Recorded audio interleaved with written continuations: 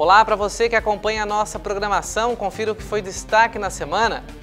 CPI da Ponte Hercílio Luz. Deputados encontram suspeita de fraude em assinatura que autorizou aditivo de 15 milhões de cruzeiros na década de 90.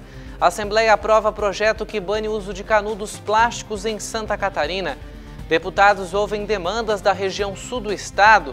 Entre as prioridades estão a concessão do aeroporto de Jaguaruna à iniciativa privada, construção da rodovia Interpraias e de um centro de inovação. Obras de asfaltamento do acesso norte estão em andamento. Trabalhos estão concentrados na limpeza das margens da estrada e terraplanagem. Governo do Rio Grande do Sul aposta em inovação para a retomada do crescimento. BRDE garante linha de crédito de 80 milhões de reais para 20 municípios gaúchos. Em Garopaba, vereadores rejeitam um projeto do Executivo que pretendia ampliar o prazo para a regularização de obras irregulares ou clandestinas.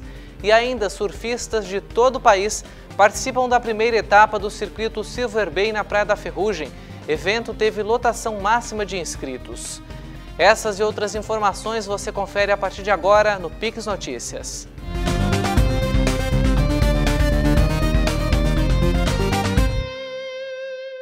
Olá, obrigado pela companhia. E nesta semana, os deputados catarinenses deram sequência nos depoimentos da CPI da Ponte Hercílio Luz na capital de Santa Catarina. Sebastião Moraes Matos, representante da empresa Vivenda Construções, que fez reparos na estrutura entre os anos de 90 e 92, não reconheceu uma das assinaturas apresentadas pelos deputados. Na época, o documento autorizou o pagamento de um aditivo de 15 milhões de cruzeiros. É algo que realmente causou uma certa estranheza, porque são sócios que devem assinar e não foi reconhecida aquela assinatura que legitimou esse instrumento contratual. Com certeza será objeto de investigação profunda da comissão. Nós não paramos de analisar os documentos que chegam aqui, já são quase 10 mil páginas analisadas até o momento, e isso vai se juntando e se complementando com o trabalho de ouvir as testemunhas feitas aqui na sala das comissões. Ainda na Assembleia foi aprovado o projeto de lei que proíbe que estabelecimentos comerciais de Santa Catarina utilizem canudos de plástico. Se sancionado pelo governador do estado, só poderão ser utilizados produtos biodegradáveis ou similares. No Brasil, diversos estados e municípios já dão exemplo com relação a essa legislação. Recentemente, a cidade de Joinville proibiu e está se adaptando a essa nova regra. Santa Catarina tem que participar dessa importante proibição, principalmente porque a gente tem um litoral muito grande, muitos rios, lagoas, e a gente sabe que o plástico, infelizmente, demora para se decompor e vai para a água, né, devido às chuvas e essas situações. A gente tem uma preocupação social e econômica, né, a quantidade de desemprego, por exemplo, que poderia propor, por isso esse tempo de adaptação. A Associação Brasileira também participou, então a gente conseguiu chegar num denominador comum que, com a aprovação dessa lei e a sanção dessa lei, a gente espera que aconteça, a Santa Catarina com certeza vai estar na frente. Deputados estaduais da região sul de Santa Catarina realizaram nesta semana encontros em Araranguá, Criciúma e Tubarão. Entre as prioridades estão a concessão para a iniciativa privada do aeroporto de Jaguaruna, a construção da rodovia Interpraias e término da rodovia Ivane Freta Moreira em Tubarão, e a construção de um centro de inovação na nossa região. A nossa expectativa é que os nossos pleitos, que já são conhecidos por todos, obviamente, possam ser um pouco mais entendidos e que nós tenhamos, junto com os nossos deputados da bancada parlamentar do Sul, mais vozes trabalhando com o mesmo objetivo, qual seja o desenvolvimento do sul de Santa Catarina. A ideia é formarmos grupos de atuação por assuntos, né, e cada grupo de deputados se especializar em determinados temas e levarmos para a região, se tiver que ser políticas públicas, criar políticas públicas nesse sentido. Se tiver que ser colocar no orçamento, nós já vamos partir com 8 deputados para a colocação no orçamento dessas ações. O que é que vão fazer os deputados, na minha ótica, né? É nos reunirmos e levar ao conhecimento, literalmente, do governo do estado que lhe compete, entende? E ficar cobrando. Legislar por todo o estado, mas com certeza abraçar e brigar e lutar pelas reivindicações aonde a nossa população, o nosso povo da região clama pelas suas prioridades, suas necessidades, é isso que nós vamos estar aí fazendo e automaticamente nesse momento demonstrar essa união junto à nossa gente e ao nosso povo. Ouvir a sociedade civil organizada de uma forma onde a gente possa destacar quais as prioridades da região e dentro dessas prioridades, a prioridade da prioridade, aquela prioridade que poderá ser realmente executada. As ações de quesito mais fortes, obviamente, macro, nós vamos lutar não só aqui em Santa Catarina, no governo, obviamente, mas também no governo federal. A gente consegue compreender com maneira mais clara os anseios dele, os desejos, né, as propostas, enfim, os pedidos, e a gente fica feliz por estar nesta união e a gente acredita que ela vai ser muito propositiva para a região da MESC, da ANREC e da Amurel. Precisamos unir forças para que a gente consiga buscar esses recursos. Se nós trabalhar individualmente, nós não vamos ter êxito, porque sabemos que os recursos são poucos e as demandas são muitas. Nós entendemos que a unidade é fundamental e essa nossa visita às 3 regiões que compõem o Grande Sul, ela é exatamente no sentido de unificar as reivindicações para que a gente possa, em conjunto, trabalhar melhor na defesa dos interesses do Sul. E agora vamos com informações do Rio Grande do Sul. 3 das maiores empresas de tecnologia do país estão sediadas em Porto Alegre, no Tecnopuc, Parque Científico da PUC. As empresas Aquaris, Getec e 4ALL são exemplos de empreendimentos que geram inovação, emprego e renda ao Estado. Nessa semana, o governador Eduardo Leite visitou o parque em busca de conhecimento para a implantação de polos de inovação em todo o Estado por meio do programa Inova RS. A iniciativa deve contar com o apoio do setor privado. Nós queremos que o Rio Grande do Sul seja, além da referência que ele já é em produção de conhecimento, um estado na qual a economia tem uma forte componente de inovação baseada no conhecimento gerado aqui no estado. Então, o que a gente está fazendo na Secretaria, no Governo do Estado, é apoiar iniciativas como essa para que todo o estado do Rio Grande do Sul tenha vários polos de desenvolvimento baseado no conhecimento, baseado nos talentos que a gente tem aqui no estado do Rio Grande do Sul. O caminho para que o Rio Grande do Sul se consolide no cenário econômico nacional é, a partir dessa nova economia, consolidá-la. O Badesul e o BRDE liberaram nesta semana linhas de crédito para 20 municípios do Rio Grande do Sul. O montante que será repassado às prefeituras é de 80 milhões de reais e será destinado para financiar obras de infraestrutura urbana e rural e para a aquisição de máquinas e equipamentos rodoviários.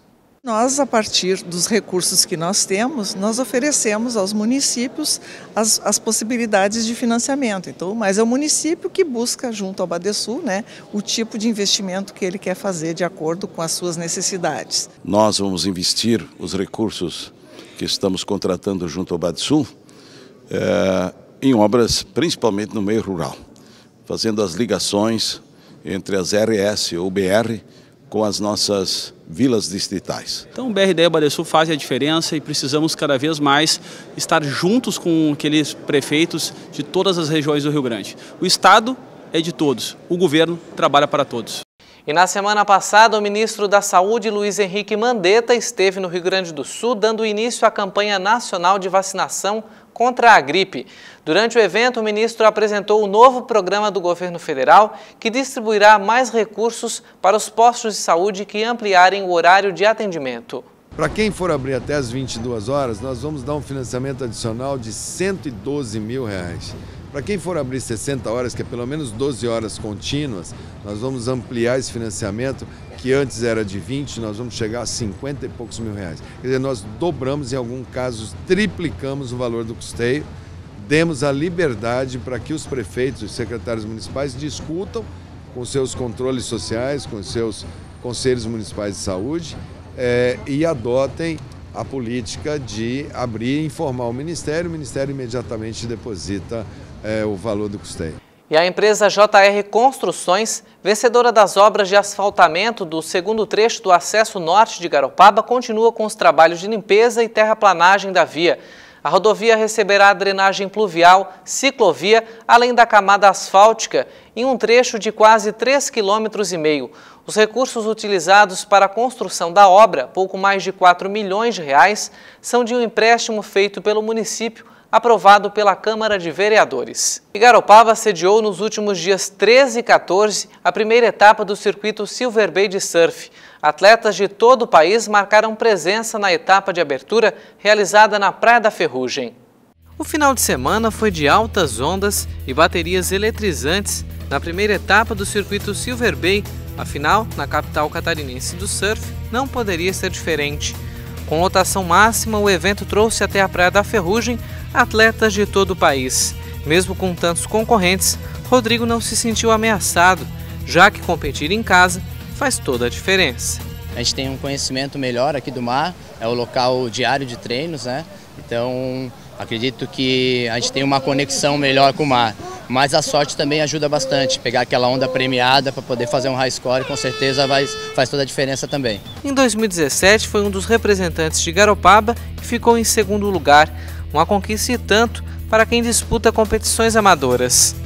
Depende muito da parte física, da parte técnica, da sorte, do tipo de onda que você gosta de surfar. Às vezes você se encaixa no mar, tem mar que você não acha as ondas e tal, mas em 2017 teve o circuito Silver Bay, eu fui vice-campeão, ele valia como o circuito sul catarinense, né? Tiveram 3 etapas aqui em Garopaba, eu ganhei uma etapa na Praia de Silveira, fiquei em segundo aqui na Praia da Ferrugem e teve uma primeira etapa que eu não fui muito bem, mas foi um circuito bem legal, com certeza marcou bastante na minha carreira e está lá os troféus na minha prateleira lá em casa. São em competições como essa que os atletas encaram as primeiras baterias. Foram mais de 150 inscritos em 10 categorias, desde os mais experientes até iniciantes. Uma oportunidade para a turma do professor Bananinha, que dá aulas de surf para crianças e adolescentes na Praia do Porto e em Bituba. Eu trouxe uma turma, 20, mas dos 24 estão concorrendo, é isso? Isso, dos 24 estão competindo. Aliás, tem um na água agora, que é o Cauã, tem o Santiago Valenzano, tem o Natan Pereira da Rosa e tem a Vicky Valenzano. São 2 argentinos e 2 brasileiros. São atletas promissores? Sim, são atletas para o futuro mesmo. Quem sabe aí umas Olimpíadas, WCT, né, WSL lá, a gente quer que entre, né? É o sonho da gente. As aulas do professor Bananinha são gratuitas, mas para participar é preciso fazer bonito dentro e fora da água. Cobra o boletim. E as tuas notas estão boas? Então. Tem que caprichar para poder continuar. E o Bananinha cobra boletim escolar. E aí? Eu tiro boas notas para as crianças tirarem melhores notas para capricharem, né? Essa é a 4ª edição do circuito que ocorre em todo o litoral do estado. Garopaba sediará outras 2 etapas. A expectativa é que a hospitalidade e as boas condições das praias da cidade para o surf atraiam ainda mais competidores. Uma será em agosto, né?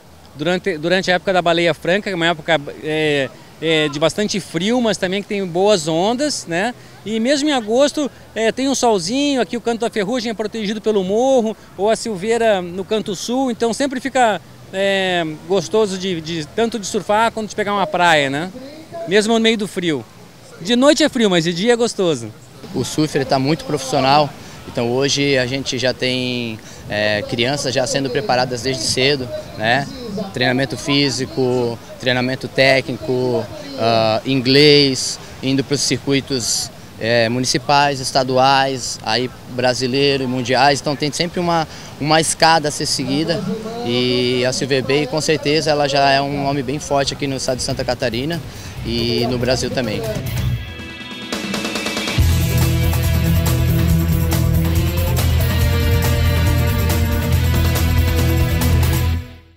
Os vereadores rejeitaram o projeto de lei do Executivo que pretendia prorrogar a regularização de obras clandestinas ou irregulares até o ano de 2017.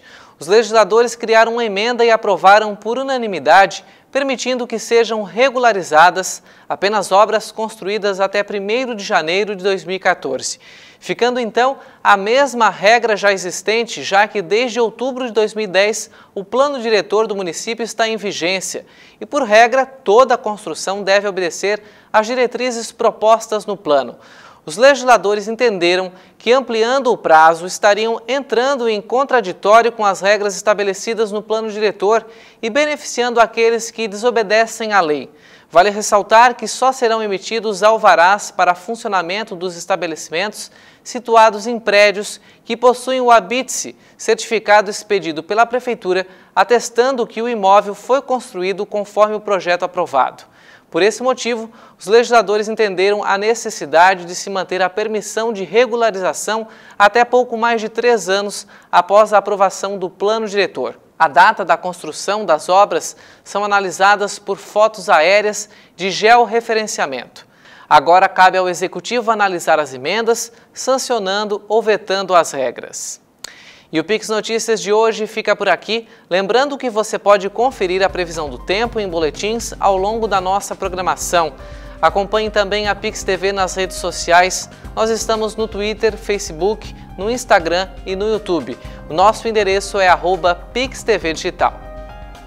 Obrigado pela companhia, até o nosso próximo encontro e continue conectado na nossa programação.